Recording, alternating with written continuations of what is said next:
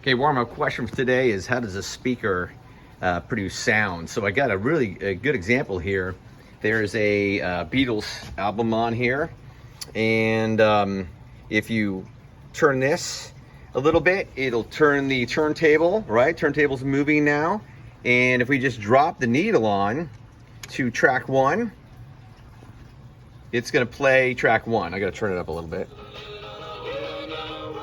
So that's track 1, and that's the needle underneath is got electricity going through it, so you can't really see there, but there's a needle sticking down, and it electrically goes into the speakers and comes out. But what if I made it super simple? What if I just got a piece of paper and I put a needle, I taped the needle in the end, like literally just took a needle and it's a piece of paper, just drag it here. And now I'm gonna carefully put this on the first song, if I can. There we go.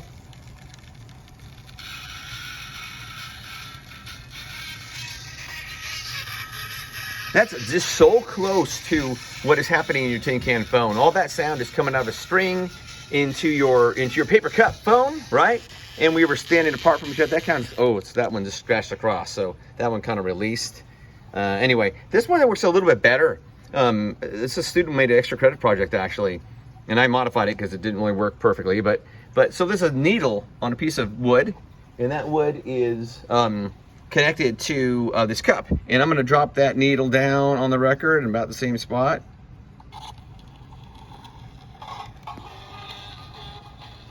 And that's just connected to the bottom of the cup. It's actually a mini CD that it's actually transmitting through the plastic. It's just plastic. And so that needle goes through that little piece of popsicle stick into the little mini CD, and that mini CD is connected to the bottom of this cup. And all that sound is transmitted through that needle and to the cup. So how does the speaker transmit sound? It's just by vibrations.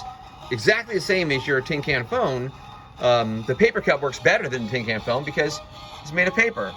So anyways, how does a speaker work? Vibrations of sound in the air. And there you have it. So hopefully that's kind of interesting to you. And that's the answer to our warm-up question for today.